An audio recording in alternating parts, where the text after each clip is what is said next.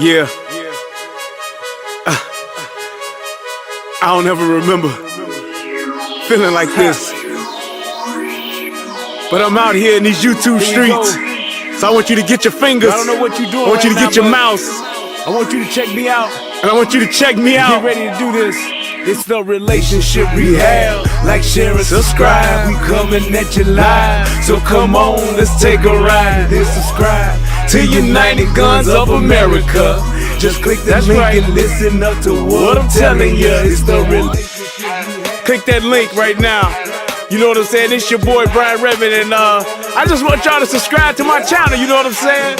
I want you to let me know what you think. I'ma talk about some things, you can talk about some things, and we can do our thing. You know what I'm saying? I mean, it's all about having a conversation, right? I mean, if we can't talk to each other, then, I mean, what are we really here for? I want y'all to be able to just come over to my channel, talk to me about what's going on with you, and I can tell you what's going on with me, and we can build some things. You know what I'm saying? That's all about growth, baby. So click that link, go ahead and swipe on your phone, whatever you gotta do. Share my content. It's just get me out here, baby. Cause we just talking, you know what I'm saying? It's like, I like doing what I'm doing because it's about the people. It's about us having a conversation with each other. It's about us discussing whatever needs to be discussed. And on these YouTube streets, this is the best place to do it, baby. Like, share, subscribe. That's right. Click the link. Click the link. Yeah. I just want to say thank you to everybody that's out here that's already subscribed. You know what I'm saying? Cause y'all ain't the first one, and y'all ain't the last one. So I just want to give a shout out to everybody that click the link, that click the share, and then subscribe to your boy. Cause we gon' grow this thing together, baby. Relationship rehabbing, United Guns of America. To the world blow up, baby. Yeah. Click the link, baby. Click the link, baby. Yeah. Hey, I just wanted to send a shout out to all y'all. I love y'all. That's why I do this. It's for the love of us, baby. I appreciate all of y'all. Ooh, we gon' do this thing. We gon' do this thing right here, baby. Hey, look, if you at a computer right now, just go ahead and click your link. What else you got to lose, baby? Tell me what you think. Hit the comment section. You can jump on the live panel. We do it all here. That's what it's all about. So come holler at your boy. I've been doing this for years, but I just got onto this YouTube thing. So hey, let's see what it do and where it can go. To United Guns of America. Just click the link and listen up to what I'm telling you.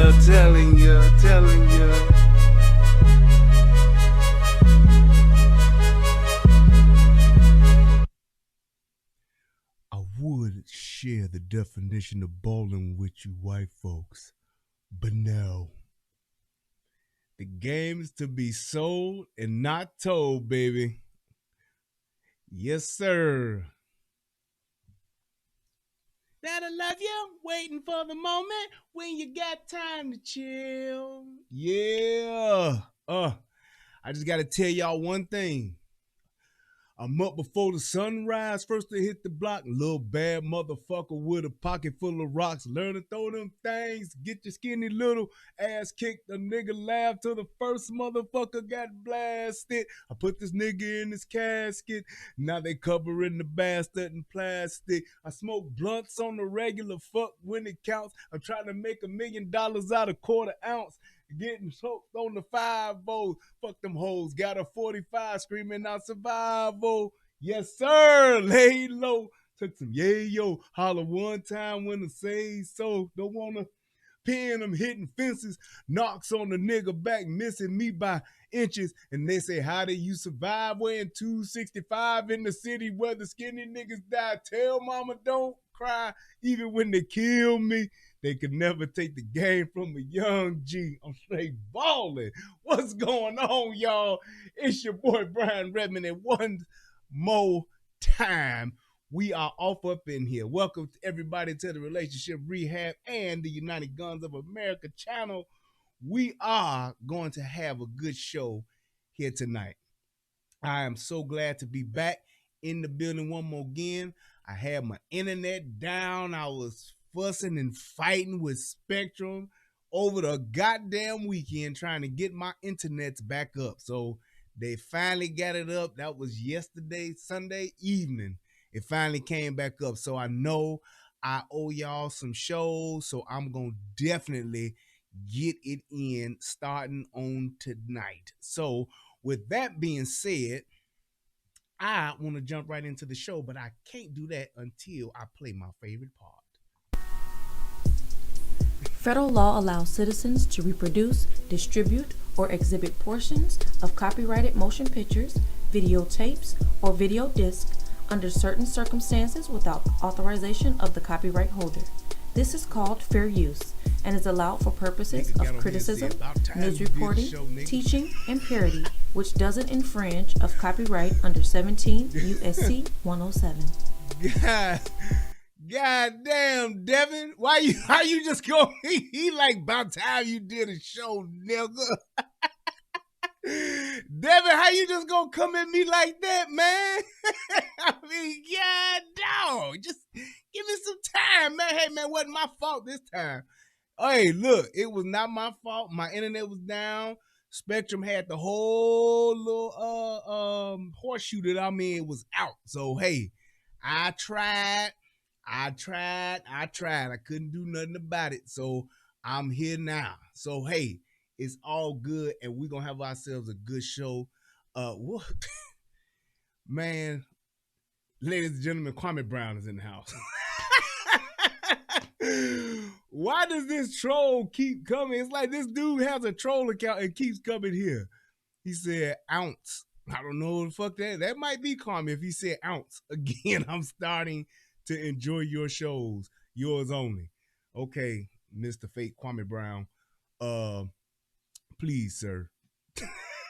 I mean, like, you know, why would that person pick that name to troll me with? Like, I don't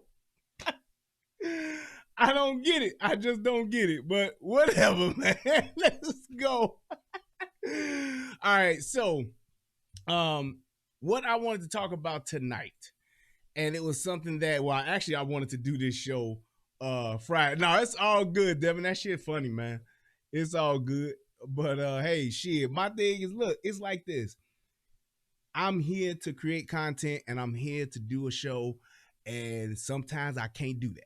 And I get it. And sad enough this time, it was because it wasn't my fault. But hey, shit's back up now, so it's good.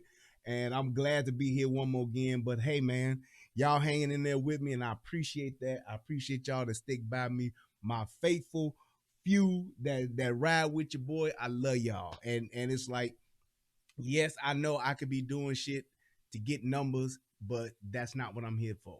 Yes, I do want to get big one day, but I like staying in the little lane that I'm in, because all the content that I do create, there's a method, there's a purpose behind it, and hey, I'm proud of what I do. So with that being said, man, it's gonna pop when it's supposed to pop. I'm just staying faithful to what it is and staying true to what it is that I do. And man, I appreciate everybody that takes the time out to actually watch what it is that I do, clicking the like button, clicking the subscribe button, and that's exactly what it is. Thank you, Wolf Bear. That's just what it is, man. It's like, if I've learned, just one thing about just being in this, it's like, you got to do what you here to do, or it's all bullshit, essentially. So it's like, that's why I stay on the path. And that's definitely one of the things that I learned from my brother Tommy, and the person who introduced me into this here game, and just being able to do those things that you're good at and staying true to what it is that you do. And I appreciate the fact that I learned that early, as opposed to figuring it out later on down the line. So I'm good. I'm all good. I'm a blessed man. I live a good life, and it's getting nothing but better. So hey, I'm gonna keep doing my thing and keep doing what it is that I do. So the reason why we are here on tonight, ladies and gentlemen, I saw this video and I wanted to do it Saturday, but I couldn't. And the reason why I wanted to do this, it's because I believe that this is a preview into what is to come. A lot of people are talking about what's going on in the world, and you look at all of these things that's happening, and one of the things that keeps me up at night is that, thank you, ER Bettencourt. One of the things that keeps me up at night is the fact that we are we are what, 2 months away from just getting through the first year of this administration. I want y'all to just hear that. Let that just sit there with what it is that you're thinking about. And what I just said, and just think about that. We are just now getting into or coming up on our first year of this administration. That, to me, is what keeps me up at night. Because when I see where we're at and what's going on, oh, Kevin Samuels here. Not. Why do these people do this? I don't understand this. I'm going to bet this. I'm going to bet the same person that's Kwame Brown is also Kevin Samuels. And this person probably got two of the same screens up. And he's sitting there on a CRT monitor in his mama's basement. It's late. He don't have nothing else to do but to come here. Matter of fact, I think Kevin Samuels is probably, hold on, let me check. I want to say Kevin Samuels is live right now. Hold on, let me see. Boy, these niggas are crazy, Jack. Yes, Kevin Samuels is live right now. Kevin Samuels is live right now, but he stopped to come to my channel doing his show just to say hello. Hey man, look, I'm popping. I'm a celebrity. I just got a big channel like that. My platform is so huge, and that's just what it is. So hey, it is what it is, man. I'm just saying. But yeah, enough is enough. What's up, NC Worker? I don't know why. And you know what's so funny is, like, why do they choose me? Like, what did I do to deserve this type of attention? Right, Jim? It's these white boy tactics that they doing. They trying to put me in a Dulo twist by having me believe that Kwame and Kevin are both in my chat room at 11:57 at night out of my, 50 viewers? 60 viewers, whatever it is. These two niggas is in my chat. Oh man, boy, I tell you. And people wonder why I hate niggas. But with that being said, this is what is a problem for me, is where we are headed. And the fact that we have 3 more years left of this, I don't know where it's going to put us. Now, I do have faith that, hey, we can possibly derail this train in year number 4 and see what happens and see how we can possibly get back on track. But I'm looking at where we're at right now. It ain't looking good. It's just not, because I don't know what else it is to come. When you talking about just the way gas prices are up, way the crime is up, food is up, everything is up. Everything is costing us more money. It's harder the stuff harder to get. It's just terrible, and I don't see it getting any better. I just don't see it any better. It's like all of just the major markets, when it comes to groceries, produce, when it comes to the availability of goods, when it comes to housing, all of that kind of stuff, it's all going up, and people aren't making more money. And they even had a video where Biden tried to say that. He tried to tell people, yeah, they're making more money now. And the fact that we're making more money now, that's the reason why we got all this extra money, because of the supply chain is backed up. And I'm like, if you gonna get people to try to believe that shit, then I got a bridge to sell you on 2 blocks over from my house that you can buy. It's like, it's insane to think that people are even, that they're even willing to even attempt to say that, to insult us and insult our intelligence to make us believe that. It's just outrageous. Matter of fact, I'm gonna show you what he said. Let me show you, man. You mean to tell me that you don't know what Chinese spare ribs are? Well, let me show you, man. Yep, there we go. And let's do this. And we will go here. Yep, I got it right here too. My videos. Right up front. I didn't even plan on doing this, but I wanted to show you this just because I can. Let's pause it. And we're going to do that.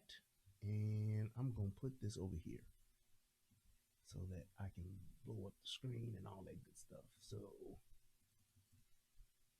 yeah, let's do that. And then we'll change this. All right, so y'all check this shit out. And listen to what this dude says and how this dude is just literally just fucking lying. And it's like outrageous to even think that somebody would even believe this shit, but most people will think that, oh man, and yes, he has the worst approval rating ever and all that good shit, but that to me is not going to change what it is what's going on. And I think that that's something that we all need to be concerned about. So y'all check this shit out. Let's go. Products like smartphones often bring together parts from France, Italy, chips from the Netherlands, touchscreens from New York State, camera components from Japan, a supply chain that crosses dozens of countries. That's just the nature of a modern economy, the world economy. The global supply chains have helped dramatically bring down price we pay for things we buy. But they also made us much more reliant on what happens in other parts of the world. So if a factory in Malaysia shuts down due to a COVID outbreak, which they have, it causes a ripple effect that can slow down auto manufacturing in Detroit. So he's saying that the shutdown of a factory in Malaysia due to COVID, how long has this factory been shut down? Because we've been having supply chain issues for how long? For how long? I mean, really? Can you believe that he said that shit? Like, yeah, it's just shut down. But COVID only lasts 2 weeks. So how long is COVID gonna just keep this Malaysia chip factory shut down? Which it has. And that's what the problem. Man, that's bullshit. They ain't got no shots over there in Malaysia now. Is that what you're telling me? You would think with us, our good old-fashioned mindset of saving everybody's ass, we would have been dropped a boatload of fucking shots off over there, right? Bullshit. Why? They can't get. Why? They can't. That can slow down auto manufacturing in Detroit. Why? They can't get the computer chips they need. It's a climate disaster to close the port in China. It can delay shipment of furniture or clothing, reduce worldwide supply, and driving up prices here in America. And the irony is people have more money now. Yeah, here come the bullshit. Now, what he just said was another lie, too. He said, yeah, well, this is, due to the chip shortage is what's causing costs. How long has it been since we've been having issues with cars not being able to be manufactured as fast? How long, whatever COVID outbreak that has taken place at this factory in Malaysia and this natural disaster that occurred in China on their port, how long would that shit just keep everything shut down? 6, 7, 8, 9, 10 months? Seriously? Bullshit. He's literally just fucking lying. And the fact that nobody is like calling this shit out and saying, dude, you're lying. It's so disturbing to me because it's only going to get worse.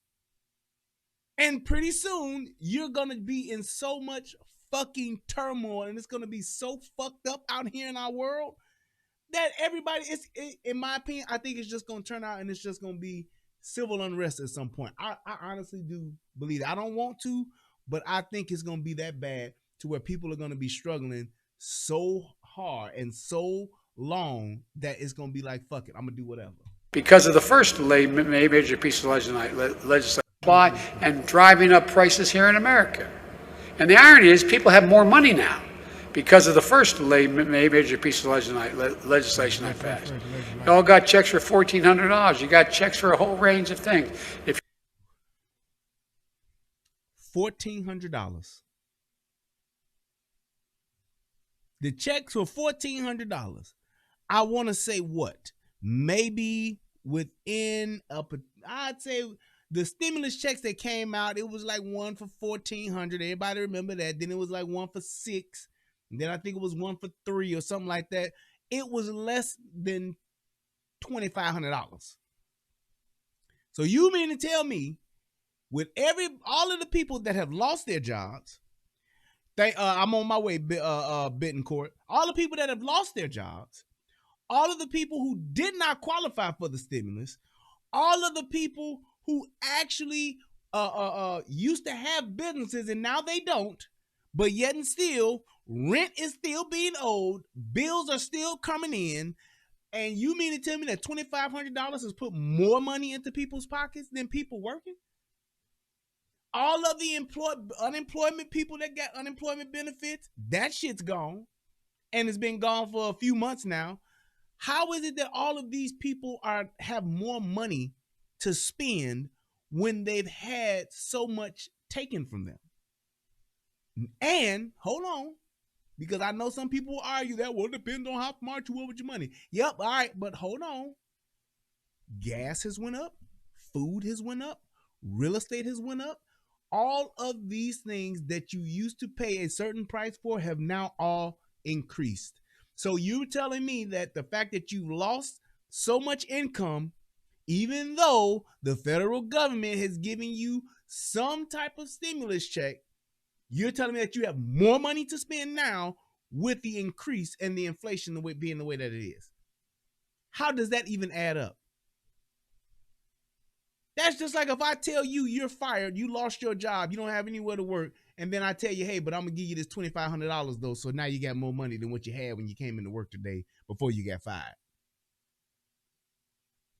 Seriously? Come on, man. If you're a mom and you have kids under the age of 7, you're getting $300 a month. And if it's over 7 to 17, you're getting $360 a month, like wealthy people used to do when they get back tax returns. It changes people's lives. But what happens if there's nothing to buy, you got more money, you compete for getting it there, it creates a real problem. So on the one hand, we're facing new disruptions to our supplies. At the same time, we're also experiencing higher demand for goods because wages are up, as well as people have money in the bank. And because of the strength of our economic recovery, American families have been able to buy more products. But guess what? They're not going out to dinner and lunch and going to local bars because of COVID. So what are they doing? They're staying home, they're ordering online, and they're buying product. Well, now that's true because people are buying more shit from Amazon than ever before. People are buying more shit from Amazon than ever before. But what does that have to do with the actual inflation and the actual economy of what is going on in the world? Yes, all of the billionaires have made more money. Facts. Facts, they have. But what does that have to do for the everyday working American, the middle class working American, upper middle class? What has that done for them?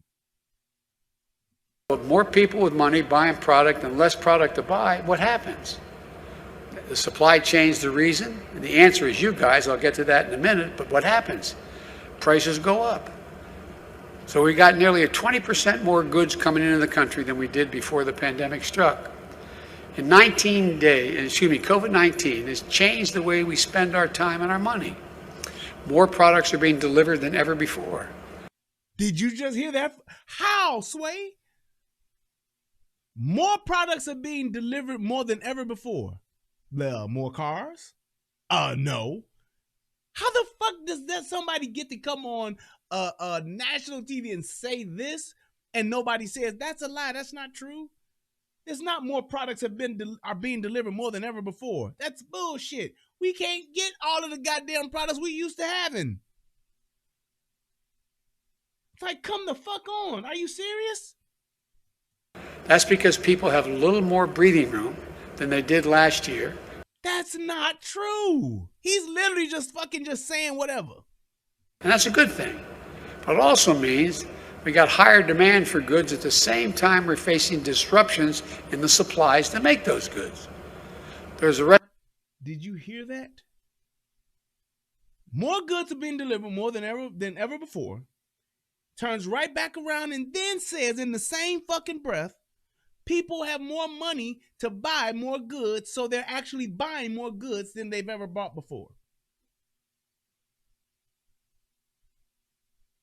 All right. This is a recipe for delays and for higher prices, and people are feeling it. They're feeling it. Do you ever think you'd be paying this much for a gallon of gas? In some parts of California, they're paying $4.50 a gallon. That's why it's so important that we do everything in our power to stabilize the supply chain. We need a partner in federal. And that's it. That's what you got. I'm telling you guys, this is beyond fucking terrible. It's getting to the point to where it's like, if we don't do something at some point in time, we are going to be in a shit load of trouble. But I did that to get to my point of just saying, I'm going to show you how there's so much going on in the world, in our country, that they're not even talking about.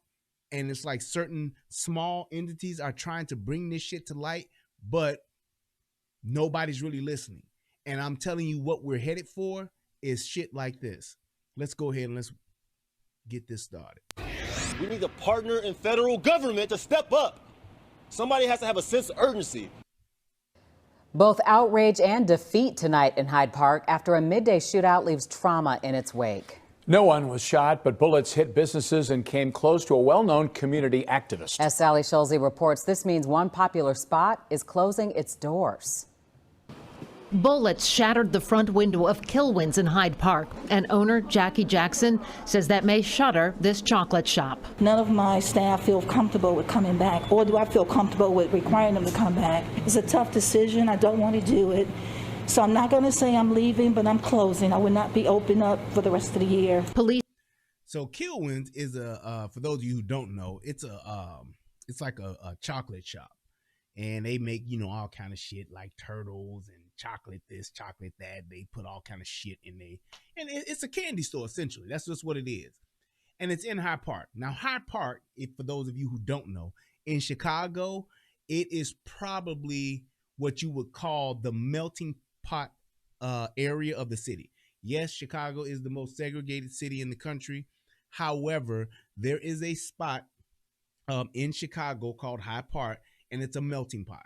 It's some of everybody, literally. Like, you can find everybody from Asians to people from Zimbabwe, from A to Z.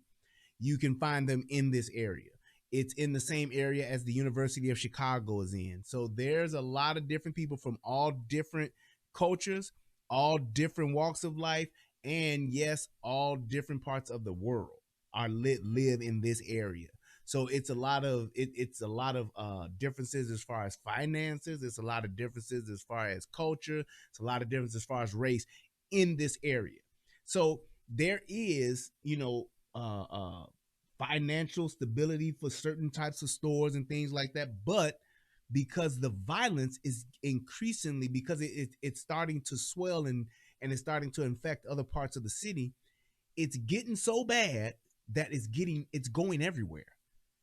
And the reason why I'm saying that is because 10 years ago, the type of violence that's taken place in downtown Chicago, on the Gold Coast of Chicago, all of that kind of stuff would not have happened.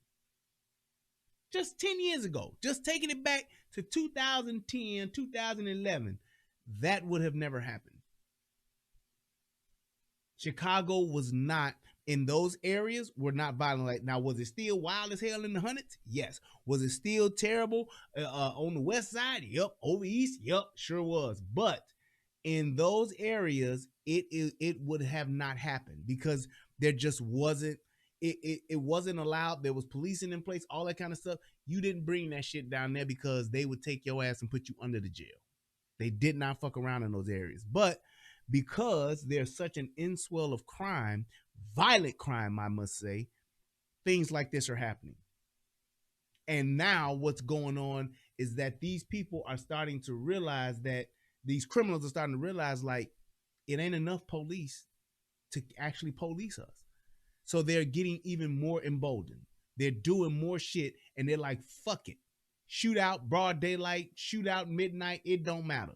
We getting it cracking. Say Kilwins was hit along with the hotel across the street and multiple vehicles along Harper near 53rd when someone sprayed this busy area with bullets Tuesday at lunchtime. Shots ring out, 50 shots ring out in an automatic weapon, so I run for my life, a 100-yard sprint. Jamal Cole returned to the scene where he ran for his life. The community Nigga Jamal looked like he did that 100-yard dash in about a 4.8. Shit. he looked like he in shape. He run about a 4.8, nigga. Good shit.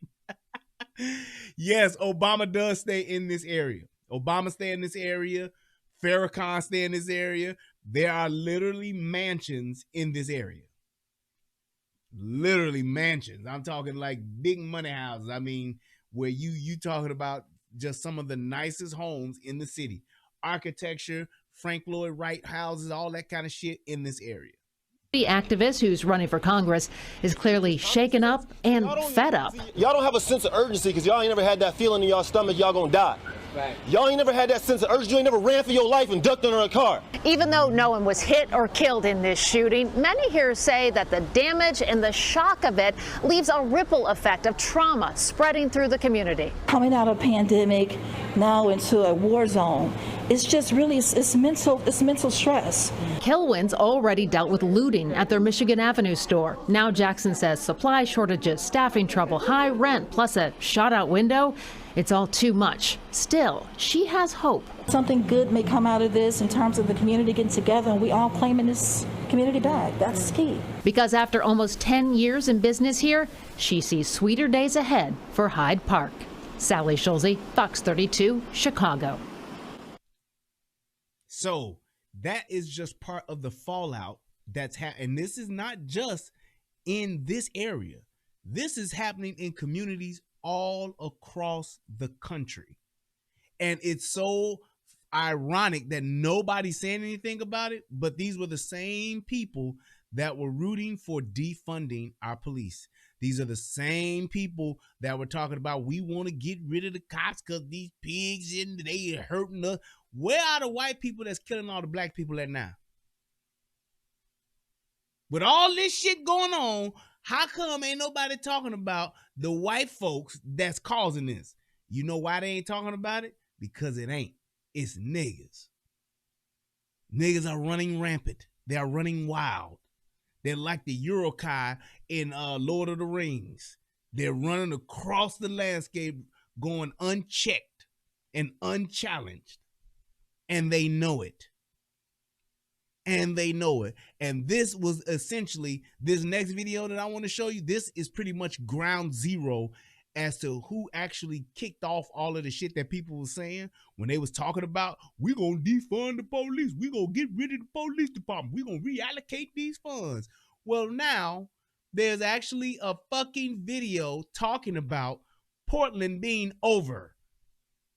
It's being overran by gun violence and gangs to the point to where they're having a fucking special about it. And now you can go and say that you can say the same thing for areas like Chicago and other urban areas, but Portland never had this kind of violence. Every city does have violence in it. Every city does have issues and all that kind of stuff and some murders and stuff. I get all that, but never to this extent, never to this level. Never to this level. Check this out. On nearly every street, the homeless crisis continues to swell. And the people of Portland are left asking, when will all this end? Where's the plan? Where is the leadership? Now, here's the thing. Check this out. Increase in homelessness. How can we have an increase in homelessness if people have had more money than they've ever had before?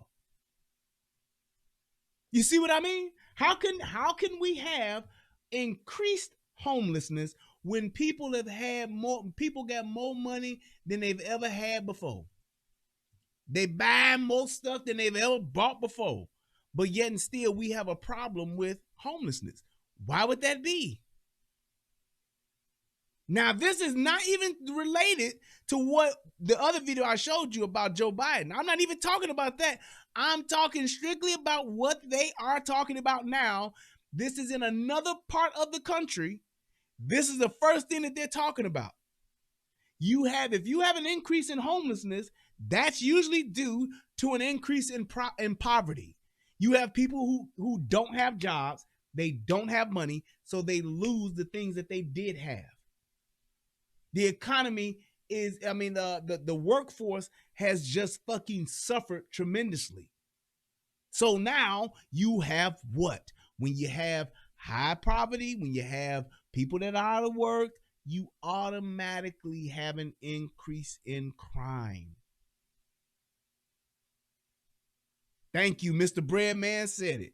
Crime and poverty go hand in hand. It's inevitable. And I keep telling people this, when you think about what the government is giving you, all this free shit, it's a dependency tactic. They want you more dependent on the government than on being dependent upon yourself. Because now, what you're going to have happen, you got everybody asking the government, just like that first dude, the government got to step up. No, niggas got to step up. The people in your community have to step up. You cannot depend on the government to take care of you, because I promise you, they've never done a good job at it, and they won't do a good job with it. It's not going to happen. And the fact that they're trying to get people to think that way is part of the problem. That's why things aren't getting better for you in your community. Right. And look at how that's a good point, Amanda. It also increases things because of the shit that's going on. When you have a high crime area, your insurance rates go up. When I was living in the hundreds in Chicago, what I was paying for insurance for my car, when I moved out of the hundreds, it was like a $75 difference. It's like a $75 difference. Well, it's about $60 difference. Just because I was living in a high crime area, I was getting taxed for it. So the people who really can't afford to live elsewhere and have to live in a high crime area, they got to pay more in insurance because most shit is going to happen. What the fuck did I just do over here? That's what happens. So it's like, I'm not going to, when you're talking about being in that type of situation, you're spending more money then, aren't you? But yet still you got somebody like Biden telling you that you have more money than you've ever had before. You're buying more things than you've ever bought before. That's bullshit. So when you add all of this stuff to what they're just talking about that's going on, and then you add, let's take more resources away from our police department, what do you think is going to happen with crime? It's going to fucking skyrocket. Let me tell you something. If I was a gangbanger, if I was a fucking kingpin, and I was in this city, I would be like Nino. I would have a Nino Brown mentality. Fuck taking over a city project. Let's take over everything. I want all the blocks. That's just what it is. So it's like when you're talking about losing control of your community, losing control of your neighborhood, it all happens when you try to depend on your government to take care of you while defunding the police. Perfect getting fucked recipe. This is the exact definition of the overlay for the underlay. Is Portland over? It's Portland's other pandemic. It takes lives, it leaves scars, it devastates families. But unlike COVID, there's no sense of urgency, no emergency declaration, no bold action plan by city leaders to stop this deadly crisis. I hear it almost on a nightly basis. A guy was shot about 50 feet from my house maybe a month ago. Just a long story short, several callers confirming that. It's scary. It seems like the city's doing nothing. They wring their hands and occasionally they say this is terrible, it's not acceptable for Portland, but they don't do anything. I don't think that they want to listen to the community or hear what the community has to say. They don't want to hear it. I don't think that they have the ability to maybe put it into a plan and execute it. Portland. Did you notice something about the people that were in those videos, in those clips? They weren't sitting there talking that, put the guns down, y'all. Y'all, we just got to put the guns down. When it's going to stop? When we going to put the guns down, everybody? It's beyond the hood. That's what that's saying. And that's why you're starting to see a docu-series like this. It's getting beyond it. And that's when people, this is the thing that a lot of people don't understand. We so caught up in what the race hustlers are telling us. We're so caught up in listening to what the race hustlers are trying to preach to us and how it's just the systematic racism that we haven't even realized that it's gone beyond the neighborhood or the hoods. It's actually going beyond that to where it's about where you can afford to live. That's what it's getting to. They're not just trying to subjugate just the black folk. They're trying to make the poor folks stay together. They're trying to make people that were almost out of poverty get right back in. And those that are already in poverty to stay right there and to go a little deeper. Is now a place where neighbors are scared. Will bullets strike their home, their cars, their loved ones? The faces of those who have already died this year fade into numbers and statistics. Like 18-year-old Michaela Harris, who was gunned down in a barrage of gunfire in front of these food carts downtown. 6 others were wounded. Odion and David Turner, 2 cousins killed by gunfire in an ambush-style shooting at Northeast 82nd and Milton. 4 others wounded. 25-year-old Danae Williams, killed by gunfire while sitting in a car at Northeast Deacom and MLK. Sitting in a car, gunned down. Tell me that ain't no hood shit. Tell me that ain't no hood shit. Sitting in your car, getting gunned down. And you ain't even in the game. And you just getting your ass shot the fuck up. They don't give a fuck.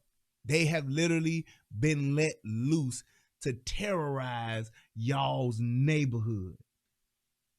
Cause these is niggas and niggas fight. That's exactly what this is. And then there's 34-year-old Jacob Knight Vasquez, killed here at Northwest 21st and Gleason. Bullets fired from the street into that pizza restaurant, killing Jacob and wounding 2 others. Priority 2 shooting at Silver Dollar, 501 Northwest 21 Avenue. I would call it an explosion of violence. Sergeant Mark Friedman supervises detectives for the Enhanced Community Safety Team, a team he admits can no longer keep the community safe. No, I've been a police officer for the last 23 years in Portland, and what we're seeing right now is unprecedented. The facts are stunning and frightening. In 20 years. 20 years. That's a 20-year-old, not 20-year-old, a police officer that's been in the game for 20 years. And he's saying what we're seeing now is unprecedented. They have not seen this. Now, we all know, and we all can vouch and just say, Portland was not even close to being on one of the most dangerous city lists 20 years ago, which will put us back into the 90s. We all know that. We didn't hear shit about Portland being so crazy and it's the murder capital of the world. We didn't hear no shit like that back in the 90s. So he's literally telling the truth. It's unprecedented. He's been on them streets for 20 years, and he said, I ain't never seen no shit like this, essentially. I ain't never seen no shit like this, and the fact that this shit is going on now, it's telling you exactly that this is some shit that's been put into the works, and they're letting it get even worse because they're not even trying to stop it. Portland, we are outpacing other larger West Coast cities in deadly violence. This year, Portland has had more homicides than San Diego, San Francisco, and we have nearly twice as many homicide victims as Seattle. Now look at those numbers. Just look at those numbers. 75, 54, 44. Y'all hear them numbers, right? 75, 54, and 44. Now let me show you this.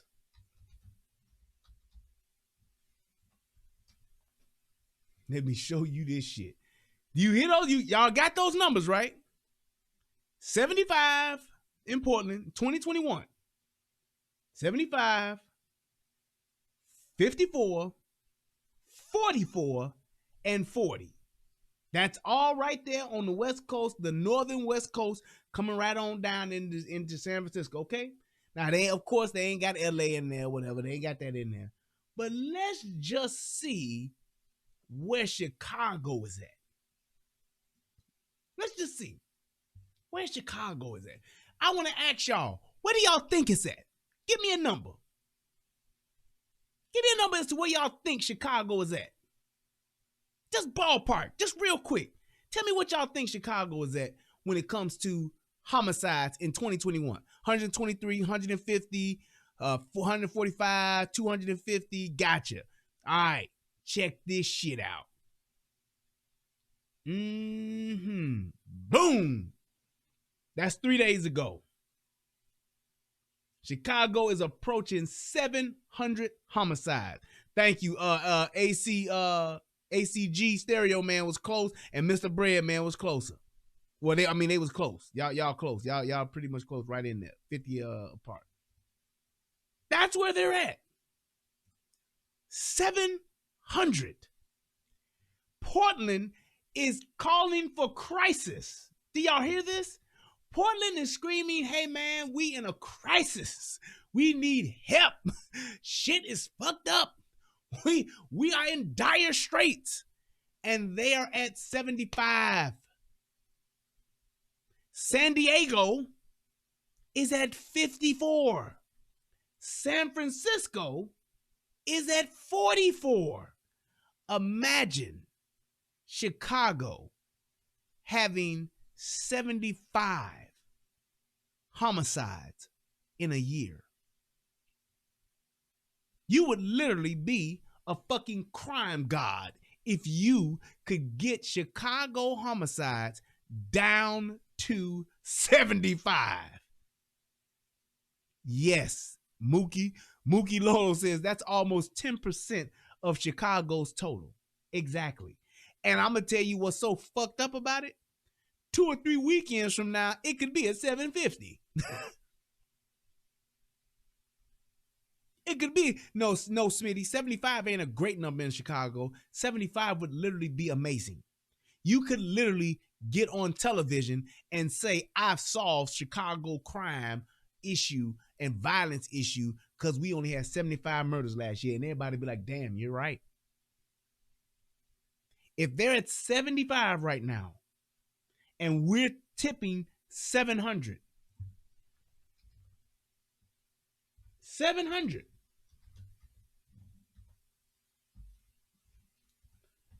Let's see what they say for LA. LA, Los Angeles homicides. Let's see where they're at. God damn it, I can't see the number. 2021.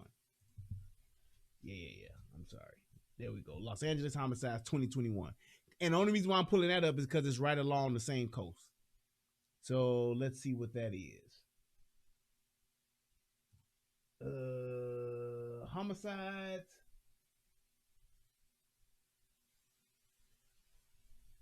I can't see it. What the year to date, they have 325. 325 year to date right now, 325. We at 700.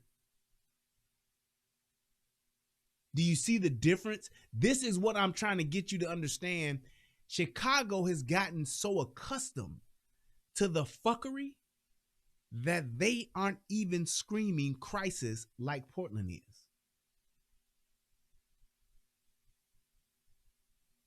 That's shocking. That is like they're letting it happen so much that they're not even really sweating it anymore. When was the last time you heard about 54 people being shot or 47 people being shot in Chicago over the weekend? You haven't, have you? You haven't. Because they are literally trying to get it to where people are pretty much just getting immune to it. Well, yeah, that's what it is. Yeah, whatever.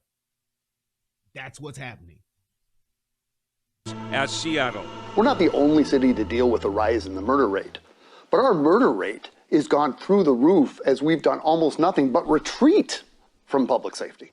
Dan Levy and Kevin Looper head up People for Portland. The nonprofit has launched a campaign to put pressure on Portland leaders to take action. Anybody tells you there's a plan right now at City Hall or at the county is lying to you. There's no plan. There is this plan. In early October, the city installed traffic barrels in neighborhoods hit hard by gun violence, calling it an innovative solution. Did y'all hear that? Yes. So you got people dying, shootings occurring, and what do? They put up barrels to block only local traffic, to block all additional traffic except for local traffic. Hey, we got people getting shot. We got people shooting in the neighborhood in broad daylight. We got people dying. What do you want to do? Let's put some barrels up on the streets. Deter the traffic. In early October, the city installed traffic barrels. That's their answer. Exactly, Jason. Traffic barrels save lives. That's their answer. Traffic barrels. Barrels in neighborhoods hit hard by gun violence, calling it an innovative solution. The neighbors? Like there's violence and shooting all over the place, and then we've been trying to make our voices heard. And once we finally get a reaction, it's traffic barrels. It makes you feel like you're not heard at all. It seems like it's something that's more of an idea that's born out of desperation than something that's going to have an effective impact on. Hey, you know another thing that you've noticed with these people? These people ain't street folks. These people ain't people living in the hood. These people ain't living in the ghettos. These are your hippies. These are your everyday, I just want to go to work and come home and I just want to, have a sip of my box wine while I watch the news and see what these other niggas are doing. But now I can't do that. These are well-spoken, like Smitty said, these are nice white people. But I'm just pointing out, this is happening beyond the hood. It's going past the hood. These are hippies. These are your quiet neighbors. That guy the only crime he look like he can commit is the crime of having 14 bodies in his basement because he been eating people for the past 20 years. He ain't going out shooting nobody. At best, he's a serial killer. But when you think about it to where these neighborhoods are now suffering that, it's because the criminals have gotten so emboldened. They're like, fuck it. We gonna do whatever the fuck we want to do, whenever the fuck we want to do it, and wherever the fuck we want to do it. They're not concerned about keeping it in the hood no more. They're not concerned about keeping it on their block no more. They're like, it's whatever, whenever, whatever. Like Jill Scott say. Whatever, baby. Whatever, baby. That's what they're doing. The people that live in these neighborhoods, it doesn't seem to do a whole lot. Yeah, I think it's a really apt metaphor for the disconnect kind of between the city and what they think they should be doing and what people living in the neighborhood want them to do. It's almost like kind of pouring salt in a wound a little bit. Traffic barriers. God damn. I didn't even see that, Joe John. Y'all know how hard it is for me to read the chat, but check this out. Joe John said, in 2019, there were 720 murders recorded by the police in Germany. Not in a city in Germany, in all of Germany. The whole Germany, the whole country of Germany had 720 murders recorded by the police. Do you understand what type of situation and fuckery we're dealing with here? If an entire country rich, middle class, and poor. An entire country in 2019 amassed 720 murders. We have a city that did the same thing. And those murders not necessarily all gun violence. That's stab. You know, there ain't a lot of guns over in Germany. They ain't pro 2A over there. So this is motherfuckers getting beat with shillelaghs, motherfuckers getting their ass stabbed to death, stoned to death. They getting hit with bricks, sticks, and whatever the fuck else you want to throw in there. 720. But I tell you what, it ain't motherfuckers in Germany sitting at home getting a check from the government. It ain't motherfuckers getting stimulus checks in Germany. You know why? Because them bastards over there building Mercedes Benzes. They over there making this chocolate. That's what they doing over there. So when you look at just the amount of violence that occurred in a country, 80 million people, 720 murders. Fucking one city in Chicago, and we approaching 700, and we still got 2 months left in this motherfucker. A country is being dwarfed by a city in America. That's just, hey, everybody's for themselves. Girls can't erase the fact Portland now has the highest number of shootings in its history. On a percentage basis, the highest increase than any other city in the U.S. I think we had 6,800 casings, cartridge casings that we've picked up in the city of Portland in the last 12 months. These motherfuckers are so not used to gun violence that they actually have a count on shell casings. These motherfuckers had the ability to count the brass.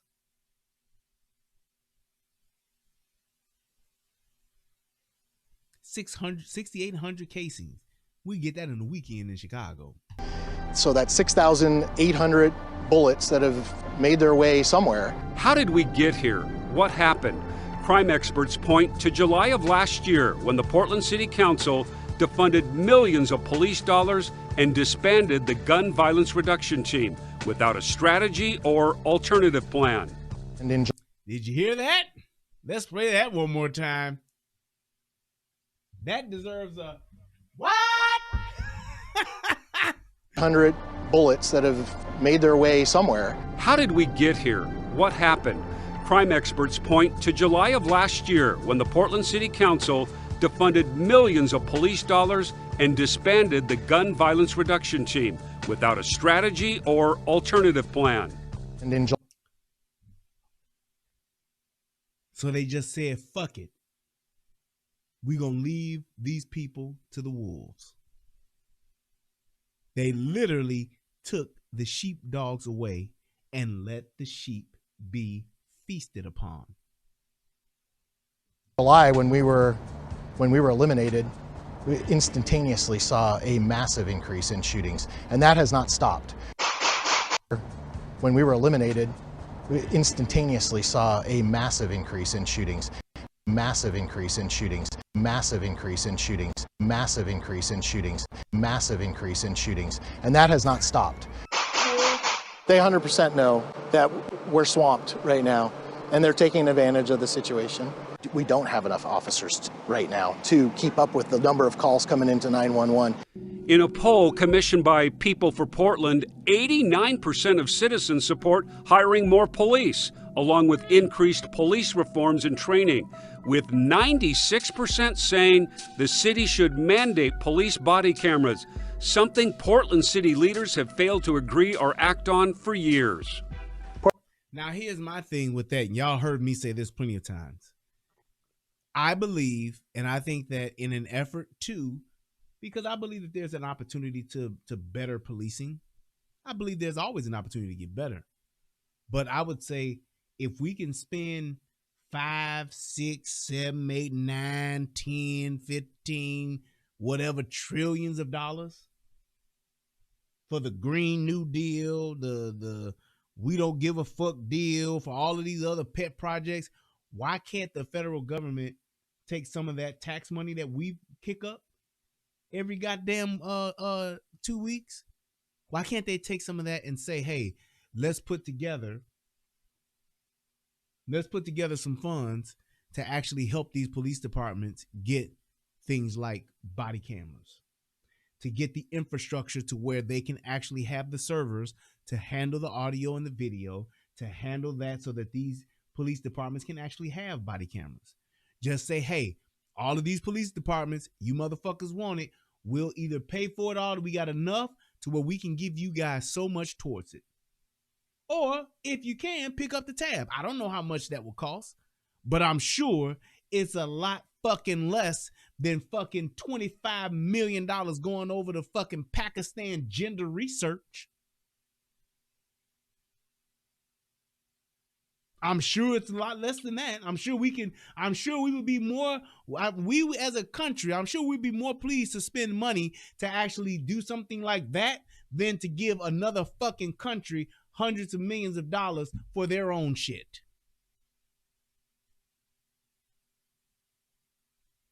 Just saying. You remember the video I did when I broke down that first $5 trillion fucking spending package that they put together? And all of the fucking bullshit and pork that they had in it? $100 million to the John F. Kennedy Museum Restoration Project.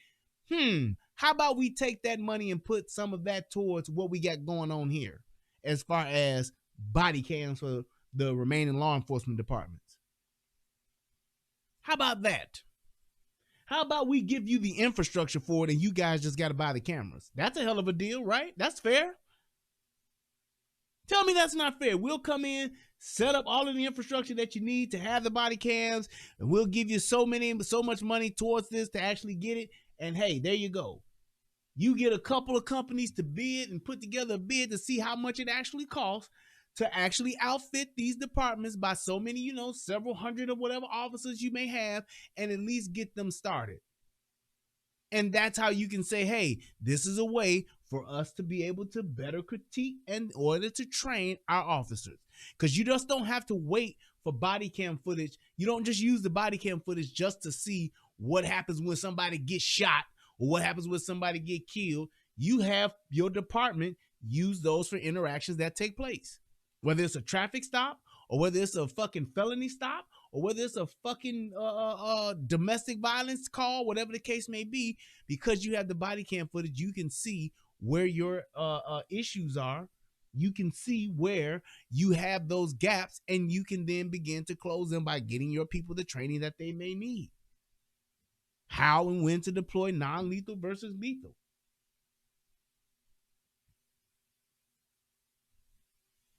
That's it. It's that simple. And it's like when you have people like me, I'm low on the total poll. I'm not the smartest guy in the room, but I can at least see that.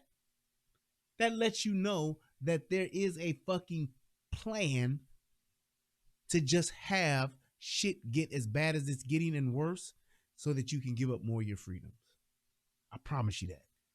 Because when you're afraid, you will do anything to feel safe. Portland's the last major city in America without body cameras. And the thing that body cameras do is they hold people on both sides of the law accountable. Earlier this spring, the mayor proposed forming a new police-focused intervention team, a replacement for the gun violence reduction team. Fellow commissioners reluctantly agreed, but rejected the mayor's request for additional money to fund it. A few days later, I asked the mayor this question. Can you tell the citizens of Portland with confidence that they're safe when they see record number of officers leaving the police bureau, dollars not being spent on police, dollars actually being cut? Well, first of all, I don't believe in lying to people. I believe, again, in treating people like adults and telling them the truth. The fact of the matter is we are under-policed in the city of Portland. The mayor wasn't lying. Following that interview, Portland experienced a summer of death and violence never seen before, inaction by city commissioners, and grieving family members left to pick up the pieces. And I want to reach out to City Hall. Let's please untie the hands of our law enforcement officers. After the death of Jacob Vasquez, his brother-in-law implored city leaders to act, to do their jobs. I believe that if the proper tools were in place for our law enforcement officers, this event probably wouldn't even have happened. And here's my thing. But when all of this fuck shit was going on and everybody was shouting defund the police, where were you guys at? I gotta ask. All of you all should be the main, these people that are speaking, they should be the main people that should have been like, you know, I've been saying this since Black Lives Matter was here and took over our city. This is bullshit and we don't need to defund the police. And these assholes did it. Now my cousin's dead. Now my brother's dead. That's what these guys should be saying, but they're not. Because of two things. Either one, they were foolish enough to not say anything, to not say anything, but they were foolish enough to just go along with all of the bullshit that was happening. Or, because it wasn't affecting them, or they were so fucking quiet and so fucking scared to stand up against a fucking Black Lives Matter because they didn't want to be called the R word. I'm not going to say nothing. I'm just going to be quiet. I'm just going to be silent. We have got to get to a point to where we are done with this. I'm not going to say shit because I don't want the smoke. I'm not going to say shit because I don't want to get canceled. I'm not going to say shit because I don't want people to call me a racist. Man, please. Fuck being called something that you'll probably get called anyway. Why not just do the right thing? Shout out to Mookie Lolo with the $5 donation. He said with a 20-year period of Afghanistan and Iraq, a little over 2,600 kills. Chicago in 1 year, over 700 and counting. Yep. And at one point, that's the whole reason why they got the moniker of Chirac. Because their numbers were actually higher than what was going on in the war in Iraq. But when you're talking about just shit like this happening, this is what going along with the status quo will get you. And this is also what silence will get you. We got this thing, and I see this with so many whites. I see this with so many white folks. I got to call y'all out on this. I understand that y'all don't want to be called racist and y'all don't want to be seen as the problem. Y'all don't want to be called people that are part of the systemic problem. But y'all have got to start saying fuck that. And you got to start saying something because it's the right thing to do. And it's like, that's one of the things that I've noticed about this whole Kyle Rittenhouse thing and this trial that's going on. We shouldn't even be in this situation because what the fuck Kyle did was what anybody would have done. And like I've said before, I would have done worse. Ain't no way in hell I'm running from somebody with an AR-15. I'm not. I would have gave those motherfuckers a warning, and the minute crazy ass Rosenbaum would have caught himself walking up on me, Rosenbaum would have got this iron. I'm not going to be in no tussle, not knowing what a motherfucker got in their hand. I'm not going to be in no tussle, not knowing what a motherfucker's got in their pocket. I'm not going to be in no tussle trying to figure out, he should have just, I couldn't believe that them stupid motherfuckers today said in that goddamn closing remarks, he didn't want to have a hand-to-hand combat. Man, what the fuck? I don't have to go hands-on with a motherfucker and go hand-to-hand because I don't see no weapon. How about this, sir? You don't fuck with me, I don't fuck with you. You don't put your hands on me, I won't put my hands on you. You let a motherfucker come walking up. If a motherfucker is bad enough to walk up on me and I got an AR-15 in my hand, then goddamn it, a motherfucker is bad enough to get their arm vaporized. Plain and simple. That's in the discussion. There's no point to even talk about that. If I see a motherfucker with a shotgun, the last thing I'm gonna do is to go grab that motherfucking shotgun, Ahmaud Arbery. If I see a motherfucker with a handgun, the last thing I'm going to do is confront and go after the person with a handgun. I'm not doing it. If I see a motherfucker with a knife, the last thing I'm going to do is go after a motherfucker with a knife. All I'm saying is this, I'm not going after them. If I see a motherfucker with a goddamn baseball bat and all I got is these hands, I'm not going after that person. That person's going to have to come after me. He can talk all the shit he want to talk. He can talk all the bullshit he want to talk. He can say everything. I can be every nigga under the sun. But I tell you this, I'm not going after someone with a fucking gun, and I don't have one, and I'm not shooting them.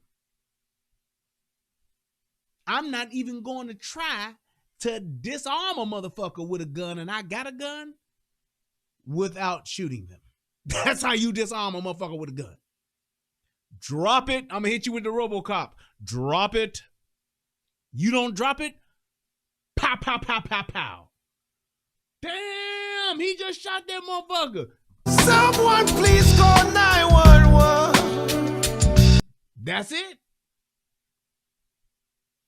That's it. There's nothing else to do.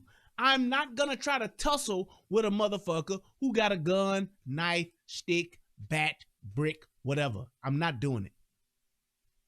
It's stupid. That's how people die, because you don't know what somebody has. And having to expect, am I supposed to just have an expectation that you're going to fight me head up with your fucking hands? Put the gun down, dude. Let's give it a go. Come on, bro. Are you serious? People don't do that. Just like that kid that got stabbed running away, these niggas pulled up, got him to his house, and he chose to go ahead and fight. And you know what happened to that little young black kid? He got his ass killed because the other guy who came and chased him down had a fucking carpenter knife. Had a fucking little razor blade, and as he's thinking he's punching, he's actually getting sliced. That's what happens when you think you fighting a motherfucker. Or just like that story that Tommy did a couple of years ago about the cousins. One cousin killed the other cousin, and she didn't even know she was getting stabbed. They got to fighting about a nigga outside a club somewhere, and the other cousin was hitting her, and she didn't realize she was getting stabbed in her midsection until she fucking fell the fuck out. Her own goddamn cousin. Right. Keeping it real when keeping it real goes wrong. Fight him head up. Fight me head up. Boy, please. How about I shoot you in your fucking face? And I know that sounds sad, and I know that sounds harsh, but that's the world we live in. Our world, not just America. It's a savage world. I'm not playing, I'm telling y'all right now, I'm not playing with none of y'all. I'm not fighting. I retired as a boxer 40 years ago. I was 7 when I said fuck it, and I picked up a gun. I was actually a little bit older than that. This is not the kind of world we live in where people would just fight head up, and whoever lose, that just lost, and then you live to fight another day. That shit Craig Daddy was talking in Friday is bullshit. I keep telling people, Friday was a fucking movie. In our world, in today's world, in the world 30 years ago, 40 years ago, 50 years ago, Debo would have got shot in the fucking face with that Glock. Plain and simple. Friday sent the wrong message.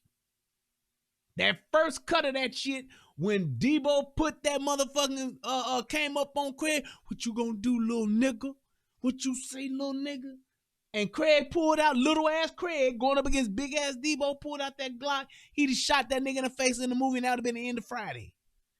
We'd have been like, okay, next Friday, let's see what happens. Or do Craig go to jail? Did Debo have any brothers? Was Debo a Crip or a Blood? Is it going to be some retaliation?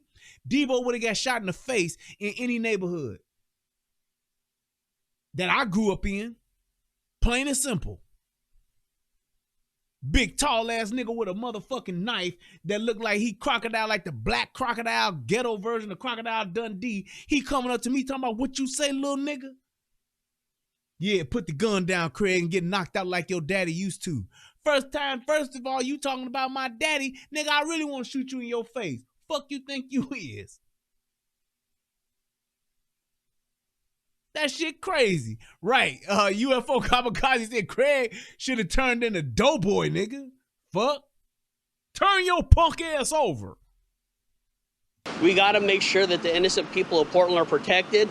Are city leaders listening? They have approved several $1 million for gun violence intervention programs targeting at-risk youth, but admit results could take years, prompting this editorial response from the Oregonian.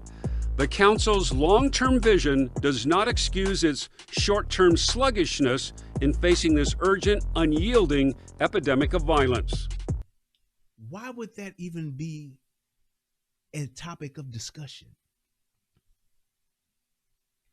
Why would a government, local government, county government, state government, federal government, why would any government have a slow response or a sluggish response to violence? Why? There is no explanation for that, except for one, which I'm going to get to in the end. Why would they do that? Why would they do that? Why would you do that? Why would you do that, Lawrence?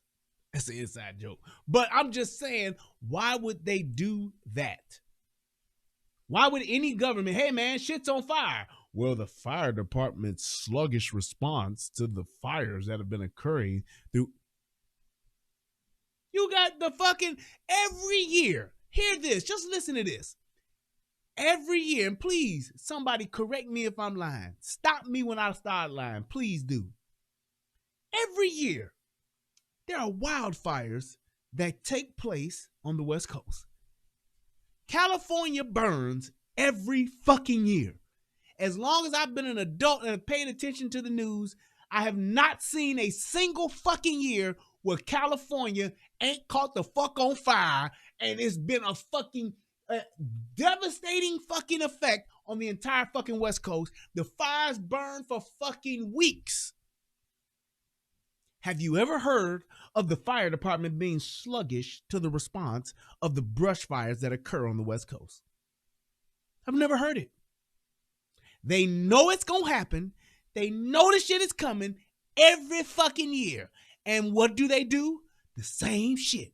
We get a bunch of firemen from all over the fucking West Coast, and we go out here and we try to put these goddamn fires out because we know they're coming and we know they're going to happen. We move and evacuate people out of their neighborhoods every fucking year. We get these people out the fucking hills so that they shit can burn up. The fucking insurance companies come in, evaluate the damage, pay a bunch of fucking money to the people who've lost their homes. We lost everything and burned all of my third grade pictures. The picture that I had of my grandparents that they took when they came over to Ellis Island 77 years ago, it's gone. Every fucking year they do the same goddamn thing, don't they?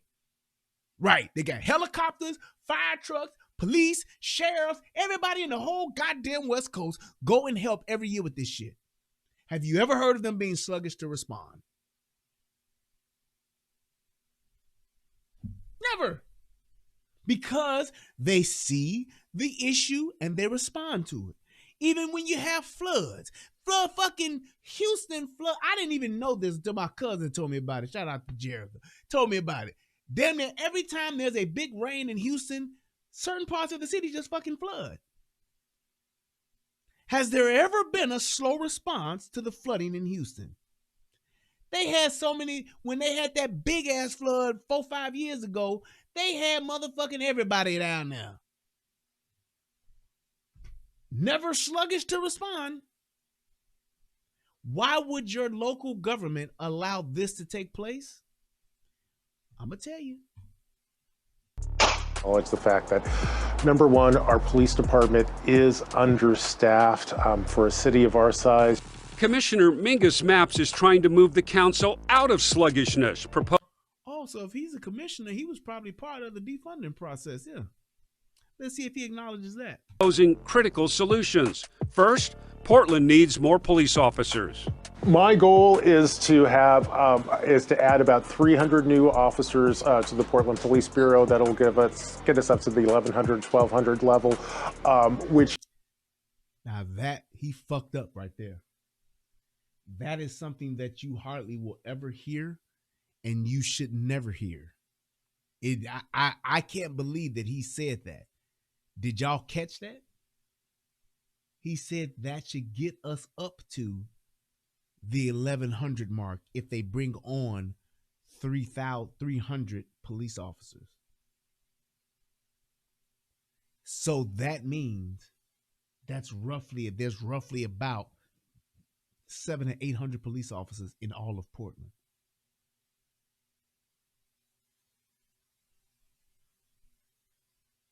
You never hear that. Thank you. Thank you, David. Thank you, Jason. You never hear that. You will never hear a city official or any type of government official tell you exactly how many police officers that they have. Because that's counting everybody. That's not only account for your details, like, hey, these people are out on traffic. That's everybody. That's upper brass. That's people that's in the office all day. Your desk sergeant. That's all of the department. And if they're at 700, man, come on now. Matter of fact, let me help you. Portland population 2021. God damn. I didn't know it was that many. 708, let's say 800 people. Because he said 1,100. 800 people. 800 police officers policing 661,419 fucking people.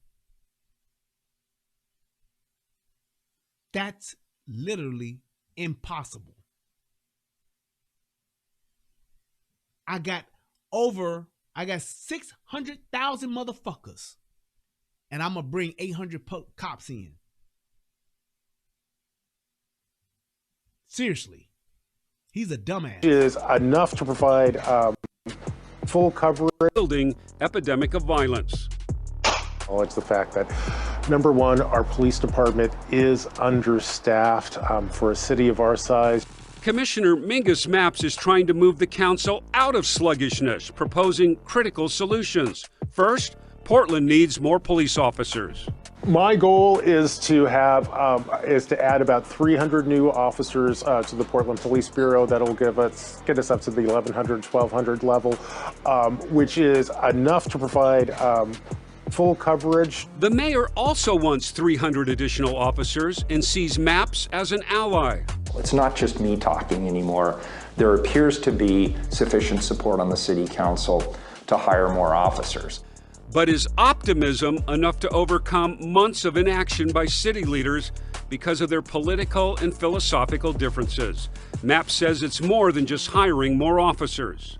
Portland also needs to hear that we have a police department which is understaffed and demoralized and is not currently supported with the tools they need.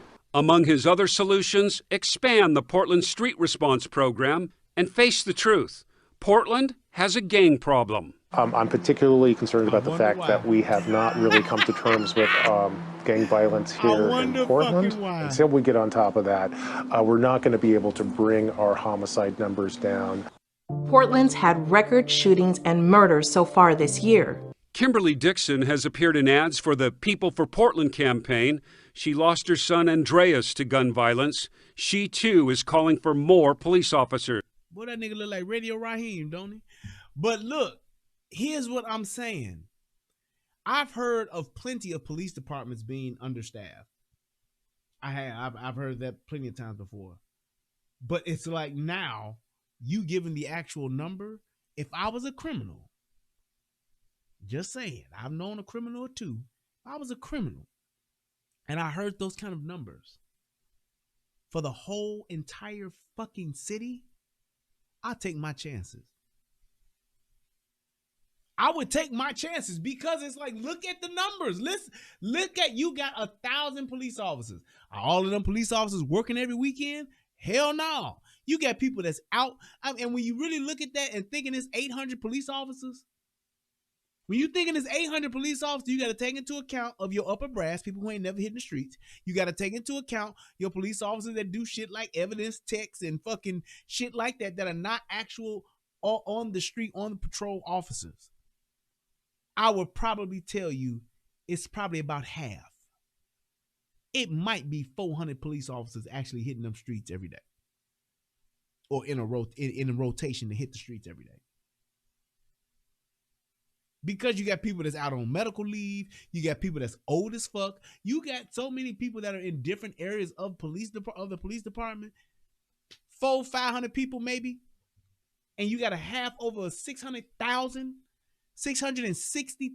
motherfuckers in a city.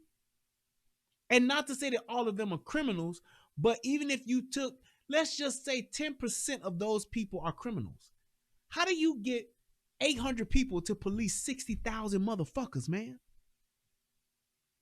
That's perspective for your ass. If we had a significant amount of fires, we would not be throwing fire trucks over the bridge and saying, nope, we don't need those. We're going to cut that in half. We're going to reduce the amount of fire trucks. We make sure we have enough fire trucks to cover per capita. Then we need to have enough law enforcement to cover the citizens of our city. Kimberly applauds the efforts at funding intervention programs for at-risk youth targeting the root causes of gun violence, but says that's only one piece of the puzzle. We need action now. So just think about the stupidity that's going on. And this is not just here. This is in other parts of the country too. So you talk shit about the police, first of all. You totally demoralize the department. You tell the police that they ain't shit. Then you actually take away resources from the police. You take away monies. You take away funding sources. You take that shit away from the police. Then crime goes up through the fucking roof. People are getting shot. People are dying. People are getting their ass beat. All this shit that's going on. You turn right back around and say, we need more police. Then you say we need to find a way to refund the police department, but yet and still you were the ones who kicked off defunding the fucking police. You were the ones who wanted to encourage the autonomous zone. You were the ones that called the rioting that took place and them having an entire, how many city blocks was it that they fucking took over? You guys called it a summer of fun and protest. That's what you called it. Now you got a bunch of people getting together saying, well, we didn't ask for this. We need help. It's so crazy. It's terrible. Bullshit. You got what you asked for. It's the same thing with this administration. All you motherfuckers out here that talked about Donald Trump is racist. We got to get the orange guy out. We got to get rid of this fucking clown. We got to get rid of Trump. He's a racist and he ain't doing us no good. We got to get him out of here.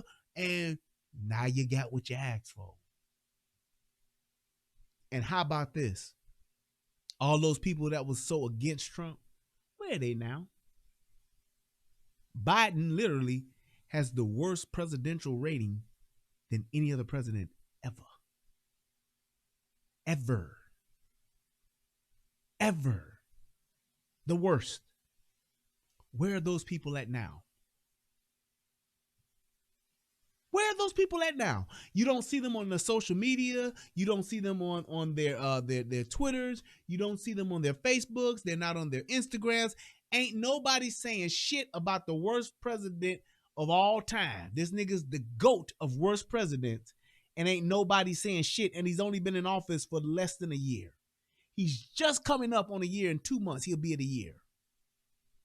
He's fucking went from the White House to the shit house in less than a year, and ain't nobody who voted for this motherfucker saying a goddamn thing about it. But yet and still, come on, Amanda, you read my mind. But yet and still, these same motherfuckers that voted for him said he got the most votes ever. He's the most popular president of all time. How, Sway? How? How could the person who got more votes ever, this person has the most votes ever. He's the GOAT of votes. How could this motherfucker who's gotten so many votes be so fucking picked as the favorite, but yet and still has the worst rating ever? Because if he got the most votes ever and he won, That would mean even if all of the Trump supporters voted and said he's the worst motherfucker ever, it wouldn't be enough to make him the worst. It wouldn't be enough.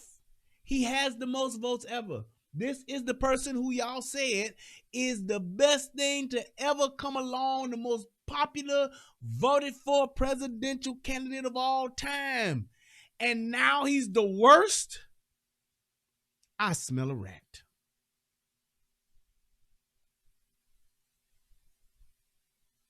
And where is the vice president, the counterpart? Even worse. But they got the most votes ever. Okay. Tell me how them numbers work. I don't know. I've never heard of that. I've never heard of somebody who got the most votes ever turns out to be the worst ever.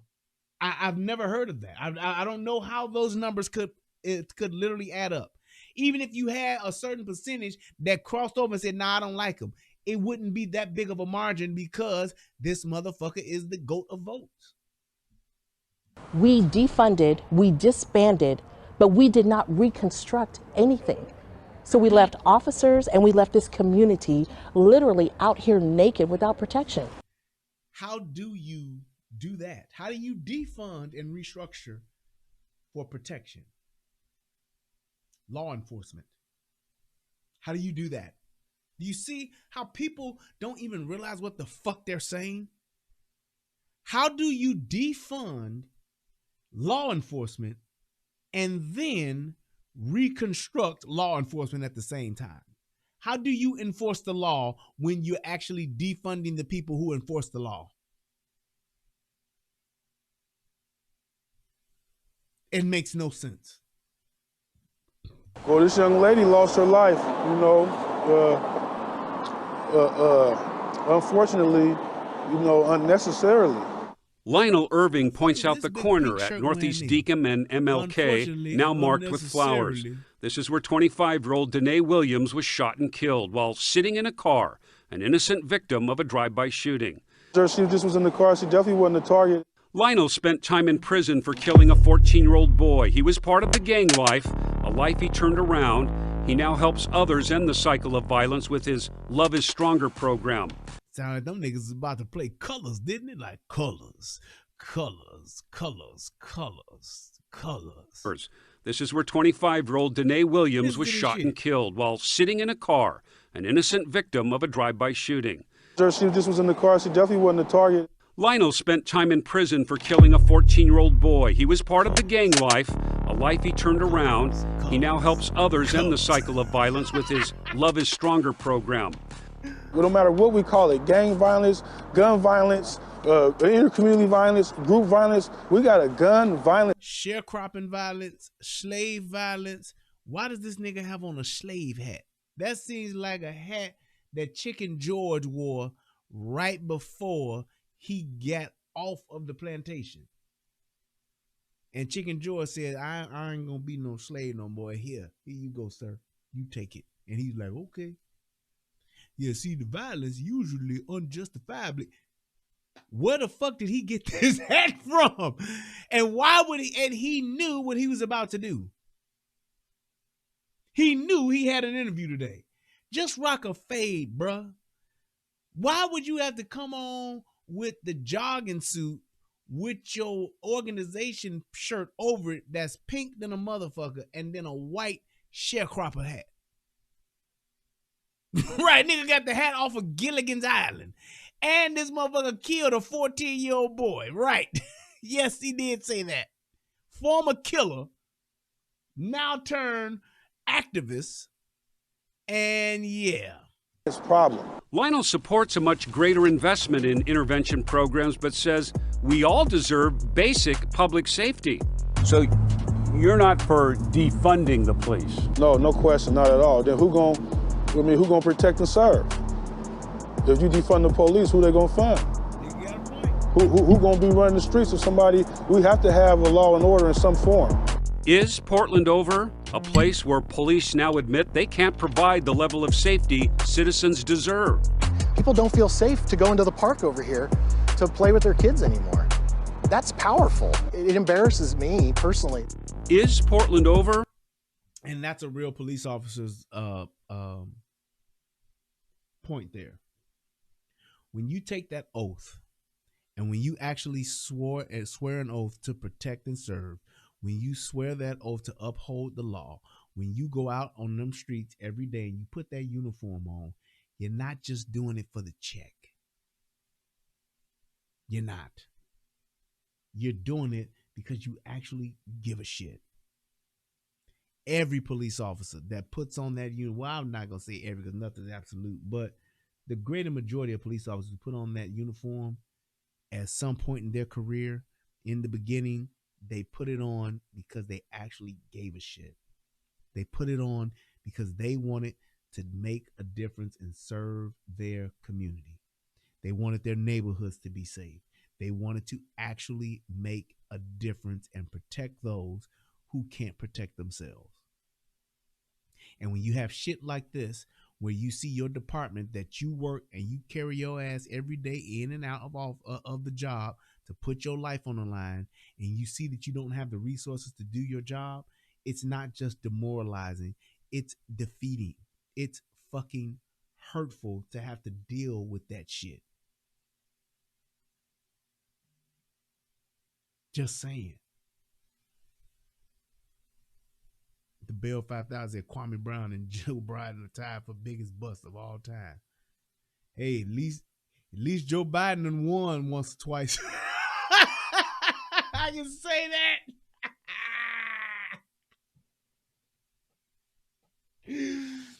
At least Joe Biden done won too, baby. He done won a few. He got a few W's under his belt. I can say that for him. I'm just saying. And then he done won vice president, and he done won a fucking presidency.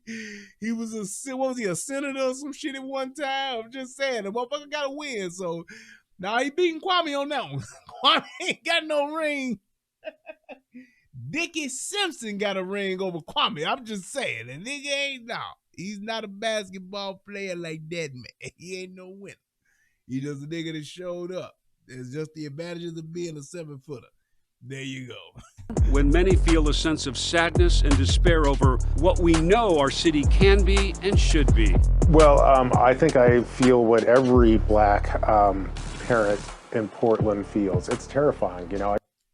Now, do you hear what he just said? Now it's about the black parents. I saw a number of white folks talking about how fucked up shit was. I'm just saying.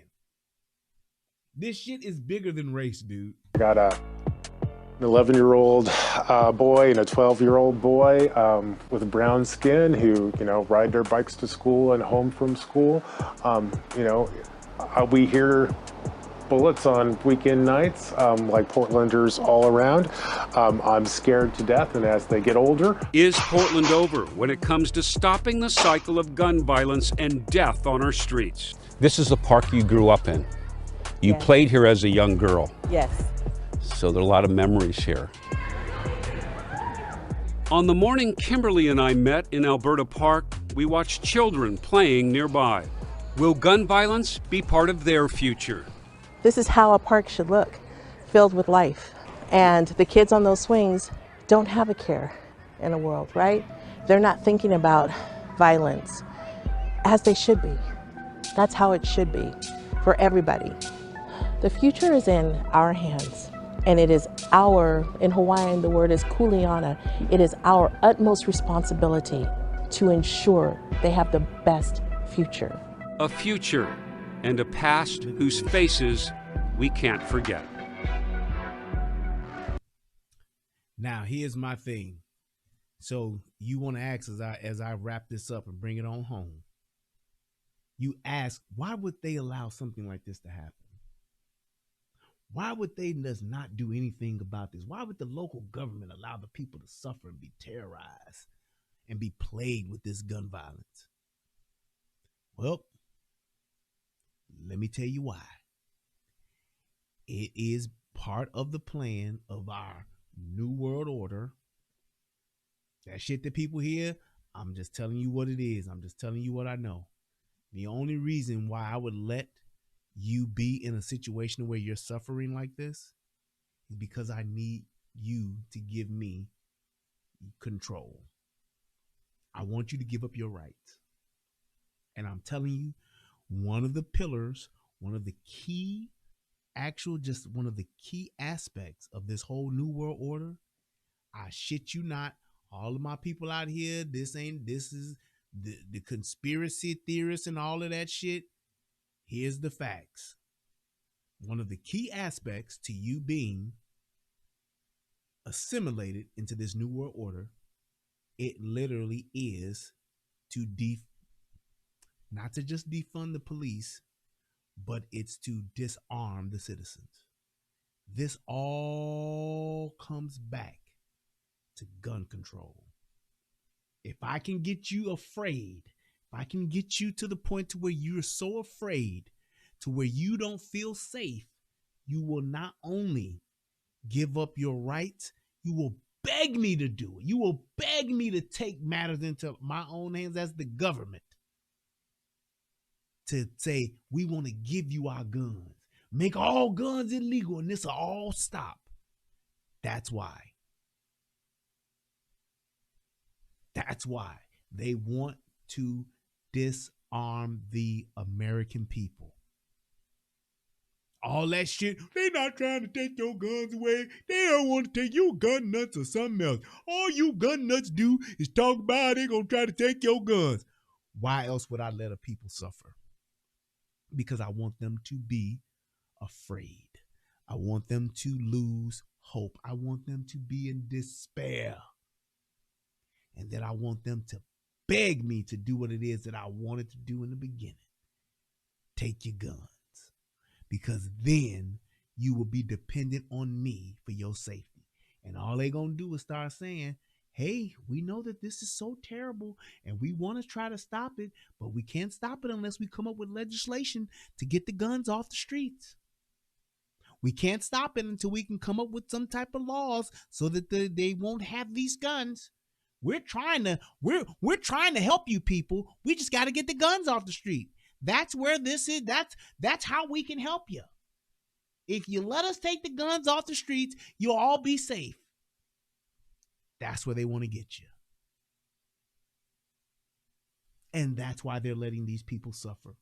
That's why it's not about just the niggas living in gun violence. They're like, no, we got to let them all suffer. All these broke motherfuckers, these motherfuckers that's barely making it, all these motherfuckers that's going to be in these voting districts, these districts where these people go out to vote.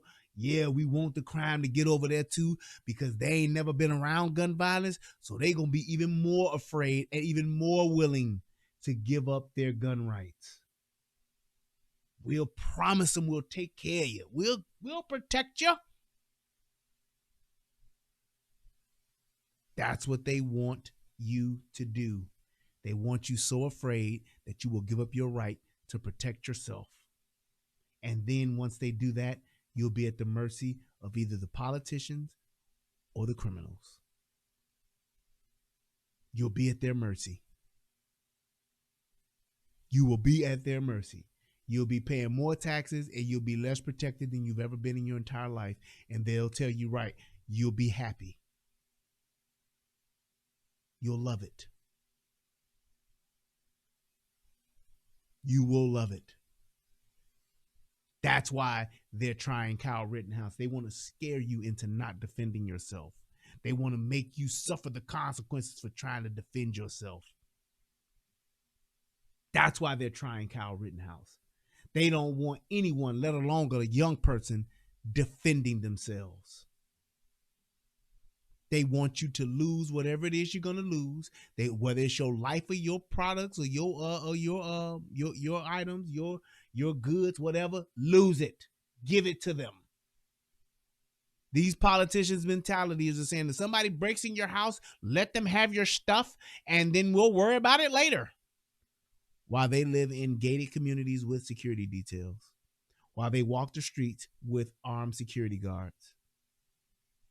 So the very people that want you to give up your guns, the very people that tell you you don't need guns, are the very people that are walking around with people who have guns. Isn't that fucking ironic? And the minute you shoot a motherfucker and they get hit and they talking about, He broke my collarbone. or he vaporized my arm, now you're the bad guy. Why would you be out there with an AR-15? Anyone that goes out with an AR-15 or shoots a person with an AR-15 at close range, his intent is to kill people. You're goddamn right I'm going to kill somebody that's coming after me. I don't give a fuck if they got a skateboard, if they got their fucking hands. Don't fuck with me. Just like Scarface said.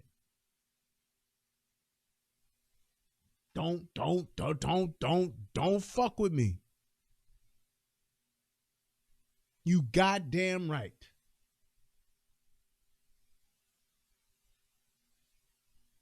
I'm not gonna let somebody chase me, run me down, whoop my ass, and me not respond with greater or equal violence. I'm sorry. And I said that in the right order.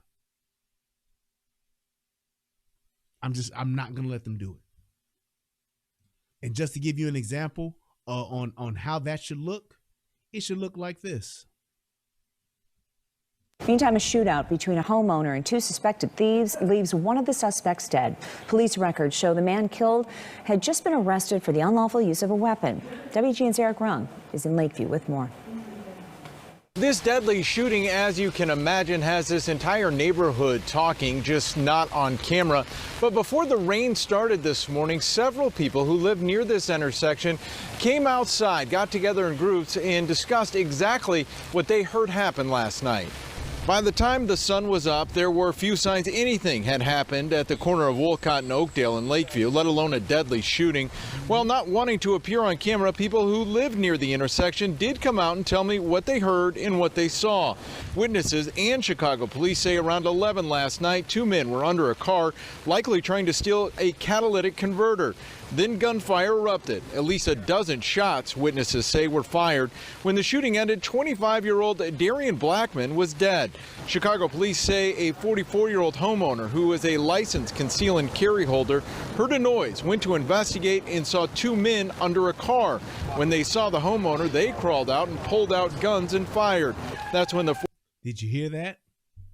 44-year-old returned fire, hitting Blackman in the neck. The other man, we're told, jumped into a car and sped away. No one else was hurt, but at least one home was hit by a stray bullet. Blackman was no stranger to law enforcement. His last arrest was September 9th for the unlawful use of a weapon and not having a valid FOID card. He was released the next day. Police found a gun at the scene last night. We did reach out to the state's attorney's office to see the terms of the release for Blackman. However, likely due to the holiday, we weren't able to get in touch with anyone. CWB Chicago, however, is reporting that Blackman was on parole when he was shot and killed last night. In Lakeview, I'm Eric Rung, WGN News. You hear that?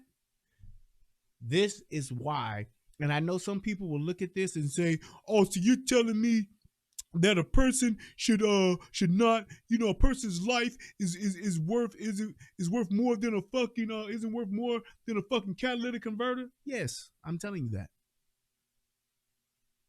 The person or the people that will go around stealing catalytic converters, their lives are not worth more than a catalytic converter. And the reason why I say that is we have to get to a point to where we draw a line in the sand and say, hey, you need to stop stealing. You need to stop taking shit from people just because you think you can. That's exactly where we need to get to as a society. If it's not yours, don't fucking touch it, because it will never stop. If they'll steal your catalytic converter, they'll steal your battery. They'll steal your battery, they'll steal your car. They'll steal your car, they'll break in your house. They'll break in your house, they'll fucking rape you. If they break in your house, they'll fucking kill you. Those guys were out fucking stealing catalytic converters with guns. So if it was just about they were hungry and they were just trying to provide a way for them to eat, if they're doing that, then why would you not think that they would kill you for a catalytic converter? The very same people that would try to kill me for a catalytic converter are the very same people that I would kill for my fucking catalytic converter. Fuck that. Shout out to my boy DJ Just J at the AFC podcast. What up, bro? Fuck that. There's no reason that I would feel any remorse for a person who would fucking pull a gun on me to steal my shit and me to pull my gun on them and to take them out. You need more like him. That dude's a fucking hero in my book. If we had more people like that, we wouldn't have half of the fucking problems that we have. All this shit, well, you know, people's lives are more than stuff. People are worth more than stuff. Yeah, regular people are worth more than stuff. But the motherfuckers who come and take your stuff that you work hard for, that you go to work for, that you abide by the law and you go by the rules to fucking earn, and a motherfucker just wants it because they feel they can take it, they absolutely do not. They absolutely do not deserve you to grant them the fucking right to say, yeah, I'm going to let you take my shit because it's just my shit that I bust my ass for. Yeah, inconvenience my life to make your life easier because you just going to take what I work for. Fuck that and fuck them. You want to go and rob a person's home? Hey, you get what you get. You want to go and slide up under a nigga's car and take their fucking catalytic converter and he come outside and he see you, you get what you get. And if you notice, that guy didn't go out there, hey, what's going on, with a flashlight. That motherfucker went out there with a pistol. He went out there to confront the threat and to investigate what the fuck was going on. And that's how you better go do it. Don't you sit back and think you're going to go outside with your fucking Louisville Slugger and scare off some fucking robbers or some fucking thieves. Right, I think somebody said earlier, a catalytic converter got $3,000 worth of fucking platinum or rhodium or some shit like that. It's precious metal in those things, which is why they steal them. So you're going to take the car that I'm paying for, you're going to come, take the catalytic converter, leave me and my fucking whole situation fucked to where I gotta go buy another fucking catalytic converter and then hope you don't come back and steal that one because it was so easy for you to steal it the first time. You just like, fuck it. Now, if I do come outside to stop you from stealing it, not only are you gonna confront me with guns, but you could potentially kill me for a fucking catalytic converter. Yeah, you damn sure do you deserve to die. You damn sure do. Every bullet you got, you deserved it. Plain and simple. Because that dude up under that car, he literally... Well, he died doing what he loved. Getting shot. Abso-fucking-lutely. Plain and fucking simple. We have got to get to a point to where, hey, those of you that want to be the worst of our fucking people, the worst of our society, the worst in our community, you deserve the worst fucking treatment that you can possibly give. He should have his day in court like anybody else. Fuck him and fuck that. Surrender, motherfucker, if you want your day in court. Surrender if you want your day in court. Give up. You want your day in court? Surrender and say, hey, man, I'll go to jail. I'm sorry, man. Call the police. I'll sit here till they come.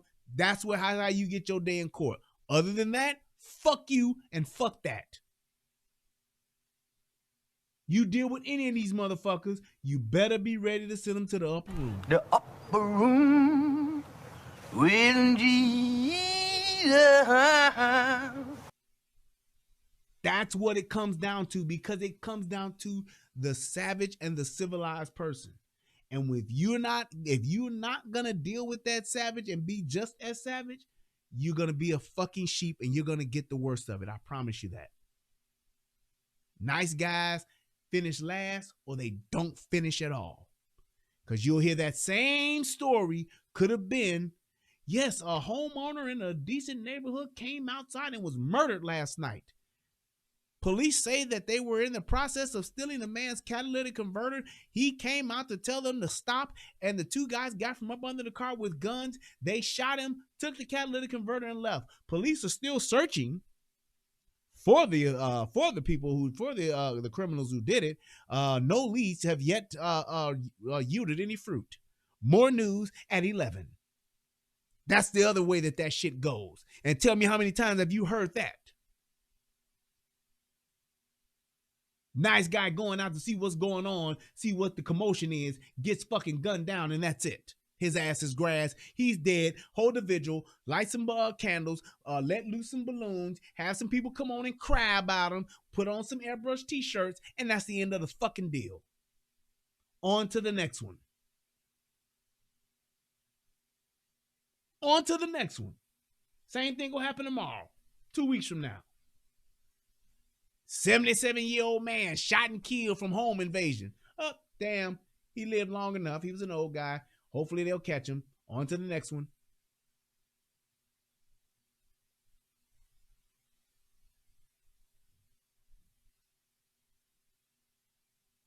Exactly.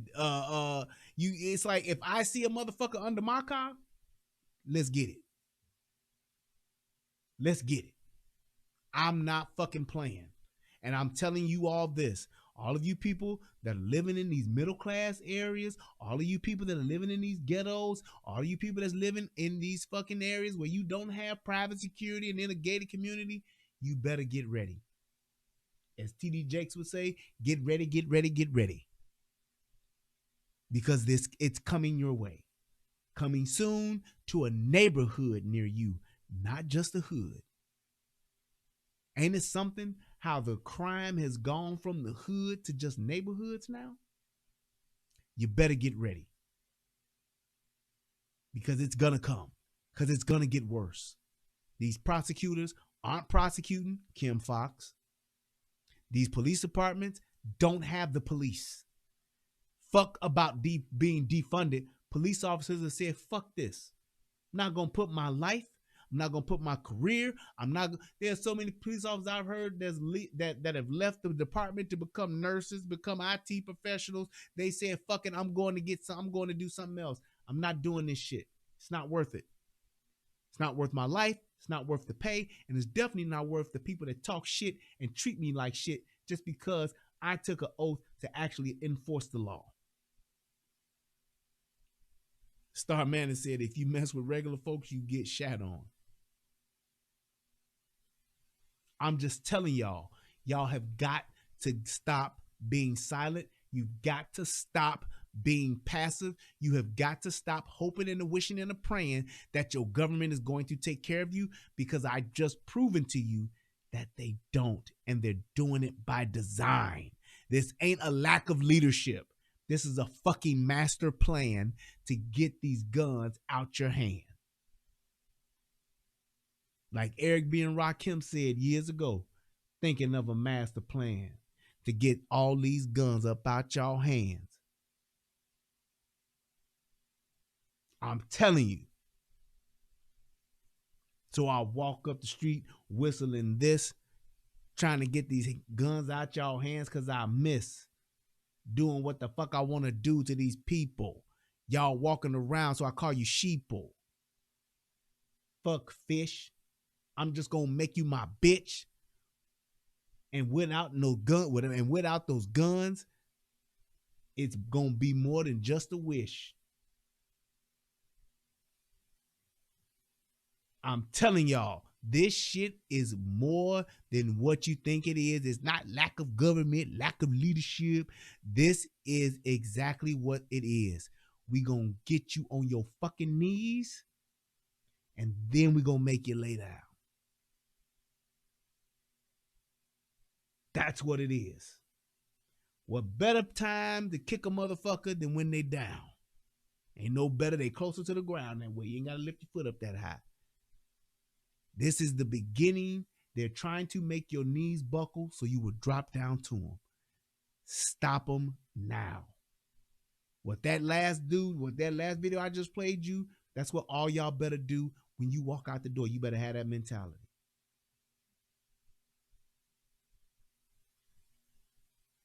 Tango said not that they don't even have the police in some cases, that they've passed laws that says if it's not over a certain amount, let them get away with it. We won't charge them. Yes.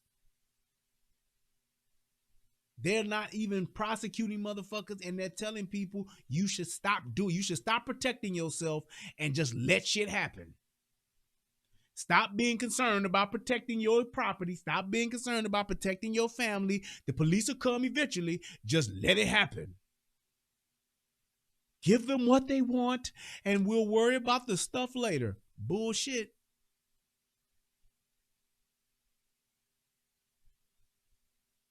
I'm telling you, that's what your government is thinking about, because they're like, if we can get these guns out these motherfuckers' hands, we can do whatever the fuck we want to do. And all we want to do is give these motherfuckers just enough to survive. Not to thrive, but to survive. We want you living hand to mouth. We want you so focused on just trying to get enough to survive that you won't give a shit about how we thriving. Haves and have-nots. That's it. So with that being said, I'm going to end the show now. Thank you guys so much for taking the time to watch me late tonight. I know it's late. I'm going to try to do an early show next time, but I just want to tell you guys that I appreciate each and every last one of you, and I hope that this video helps somebody become a better version of themselves. I really do. I really hope that somebody will look at this and it will change the way that they think about how they protect themselves and their community. This is what it's about. It's about your survival, and it's about how you live. Obsidian, go ahead on with that bullshit, sir.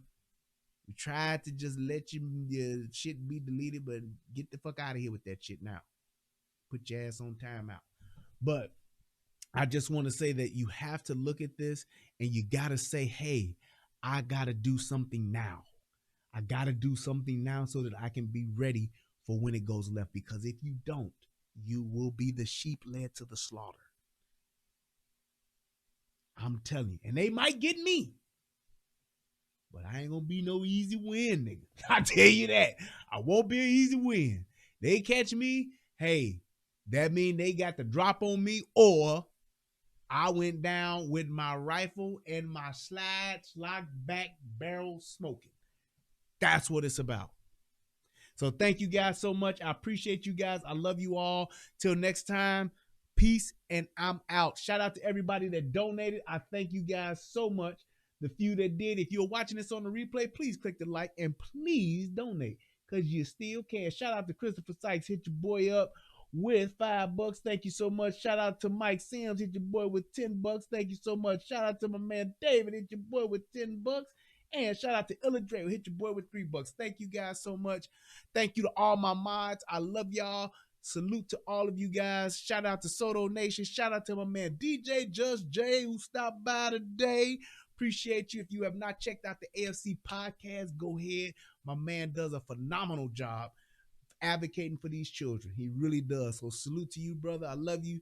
And shout out to my man, always with the master plan, Tommy Sotomayor. I love y'all. Peace, and I'm out. What's going on, everybody out there in the internet world? It's me, Brian Redmond, also known as the Relationship Rehab. And I need you to do two things. What are those two things? Subscribing to both my channels. I need you to go to the Relationship Rehab, subscribe to that channel, and then I need you to go to United Guns of America and go to that channel. Now you may be asking, why would I do that, Brian? Because it's two of the hottest channels on the internet. Come over there, give me your thoughts, give me your opinions, have conversations, because that's what it's all about. We talk about some of everything: politics, relationships, guns, law enforcement, community stuff. Anything that's happening, I'm willing to have a conversation about it. So come on over. You don't got nothing else to lose, and you ain't got nothing else to do. So, hey, you know what? DJ, let's come up with something. And let's figure out how we could do a collab on the show. Let's figure something out. We'll talk. Yeah, let's do something. Later. Come to my channel, subscribe ASAP, and join in on the fun. Twice the entertainment, 2 channels, twice the fun. Come on and have a funky good time with your boy. Peace, and I'm out.